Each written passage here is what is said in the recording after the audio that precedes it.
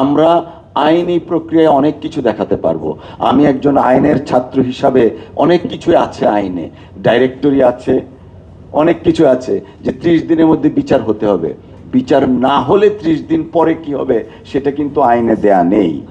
তো আমাদের এই বিষয়গুলো যদি অ্যাড্রেস এখনো না করি, আমি তো খুব পজিটিভ মনে করছি মাননীয় প্রধানমন্ত্রী যেভাবে রামিজ স্যার বিষয়টা হ্যান্ডেল করছেন বা গিয়ে সমবেদনার পর থেকে বিচার ব্যবস্থার জন্য কাজ করছেন। মাননীয় প্রধানমন্ত্রীর একার পক্ষে তো সম্ভব না সারা দেশকে এইভাবে বিচারের আওতায় নিয়ে আসা, অর্থাৎ এই ধরনের অফেন্সের।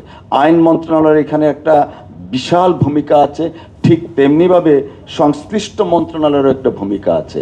আমরা আমাদের ভূমিকাটা পালন করে দেন সোসাইটিকে বলবো, yes we have done our job, now it is up to you to cooperate us. We can not push the society, please do it, we will welcome it, no. স্টেটের রেসপন্সিবিলিটিটা আমরা আগে দেখতে চাই। আমি মাননীয় প্রতিমন্ত্রীকে অত্যন্ত বিনয়ের সাথে অনুরোধ জানাবো, ডক্টর রফিক সাহেব যে আয়োজনটা করে দিয়েছেন, আমি মনে করছি ডক্টর রফিক সাহেব is working as a whistle blower. এখন সংশ্লিষ্ট মন্ত্রণালয়ের সজাগ হয়ে ওনারা উদ্যোগ নিয়ে এমন বা এর চেয়ে আরো বর্ধিত করে রবে একটা আলোচনার ব্যবস্থা করেন বা টেক অ্যাকশন। আমাদের অনেক কিছু আছে। মাননীয় প্রতিমন্ত্রী যখন বলছিলেন we have so many programs, unfortunately we don't need so many programs, we need one programme, যে প্রোগ্রামে আমরা অ্যাকশন দেখতে পারবো, নট স্টেটমেন্ট। আমি আজকে আমন্ত্রণ জানানোর জন্য ডক্টর রফিক, দীর্ঘকালীন আমরা একসঙ্গে কাজ করেছি। ইনফ্যাক্ট এই যে সংগঠন বা এই যে আলোচনাটা, এটা আরও 2-3 বছর আগে বিএনপি যখন বিরোধী দলে ছিল, মাননীয় প্রধানমন্ত্রী তৎকালীন সময়ের বিএনপির ভারপ্রাপ্ত চেয়ারম্যান, তিনি লন্ডনে থাকা অবস্থায় এই সংগঠনটা করে দিয়েছিলেন। আমি তখন যেহেতু বিএনপির আইন সম্পাদক ছিলাম, আমাকে এইটার প্রধান সমন্বয় করা হয়েছিল এবং বিএনপির স্বাস্থ্য সম্পাদক হিসাবে ওনাকে এটা সমন্বয়কের দায়িত্ব দেওয়া হয়েছিল। আমরা তখন মাননীয় প্রধানমন্ত্রী তৎকালীন সময়ে বিরোধী দলের নেতা ছিলেন, ওনার নেতৃত্বে সারা বাংলাদেশের নির্দেশে আমরা একটা আইনি সেল গঠন করেছিলাম। আমরা আমাদের পার্ট থেকে হায়েস্ট লেভেল করেছি।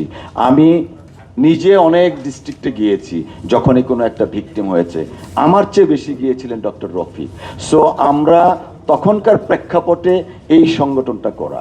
তো এখন এই বিএনপি রাষ্ট্র পরিচালনার দায়িত্ব পেয়েছেন এবং এই বিএনপির নেত্রী বা নেতারা, সংসদ সদস্যরা আজকে রাষ্ট্র পরিচালনার দায়িত্ব পেয়েছেন। দেশের মানুষ প্রত্যাশা করে রাষ্ট্র পরিচালনায় যারা দায়িত্ব পেয়েছেন তারা এমন একটা উদ্যোগ নেবেন যে উদ্যোগটা কার্যকরী হবে, নট পলিটিক্যাল স্টেটমেন্ট। আমরা বাস্তব কাজ দেখতে চাই, প্রায়োগিক দেখতে চাই। আজকে রামিজ স্যার যদি 30 দিনের মধ্যে ওনার এই অফেন্সের জন্য শাস্তি হয়ে থাকে লোয়ার কোর্টে, মানুষ দেখতে চায় হাইয়েস্ট কোর্ট থেকে কবে সেটার পূর্ণাঙ্গ রায়টা পাবে। আজকে তনু হত্যা বা অনেক, আমি কয়েকদিন আগে একটা পত্রিকা দেখলাম, কি রসুনা কি নাম, চাঁদপুরের এক সিরিয়াল র্যাপিস্ট, 12 বছর আগে তার ফাঁসির দণ্ড হয়েছে, এখন পর্যন্ত সে জেলখানায় আছে।